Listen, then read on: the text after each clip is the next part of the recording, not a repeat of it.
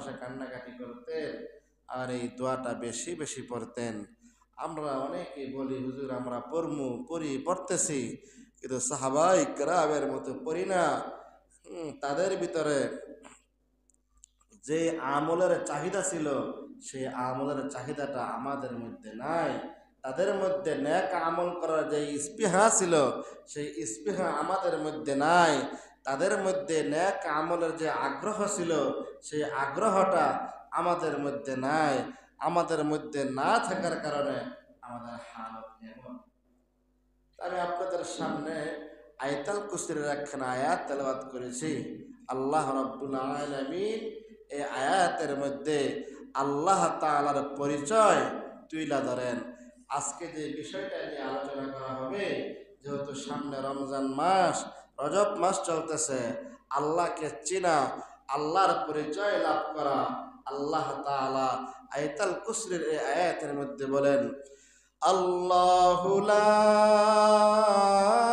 ইলাহা ইল্লা হুয়াল হাইয়ুল কাইয়্যুম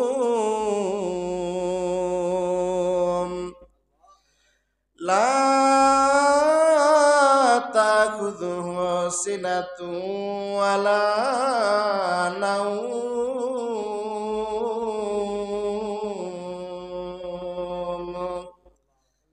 আল্লাহ তাআলা আয়াতের মধ্যে বলেন, আমি আল্লাহ তাআলা কিন্তু হাইয়ুল কাইয়্যুম, অর্থাৎ আমি আল্লাহ তাআলা চিরঞ্জীব।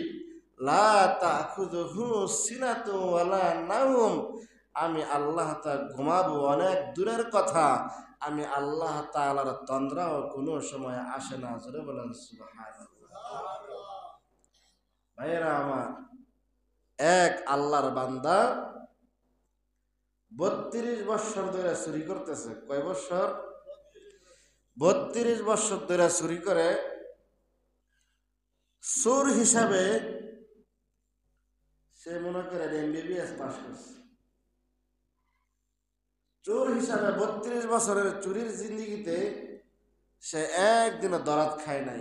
একদিনে কি করে নাই? ধরা খায় নাই। আবার সে কোনোদিন খালি হাতেও বাড়িতে আসে নাই। এটা কি একটা রেকর্ড না? 32 বছর ধরে চুরি করতেছে, কোনোদিন সে খালি হাতে আসে নাই, কোনোদিন সে ধরাও পড়ে নাই। তাহলে চোরের জগতে সে এলো সবচাইতে ফার্স্ট চোর। এটা তার বালাগুণ। সে নিজেকে নিজে অনেক গর্ব করে বলে যে আমি এত বছর ধরে চুরি করি, কোনোদিন আমি দরাত খাই নাই, মাগার খালি হাতে কোনোদিন কি করি নাই, ফিরি নাই। এটা কিন্তু তার চুরিবিদ্যার ক্ষেত্রে ভালো একটা গুণ।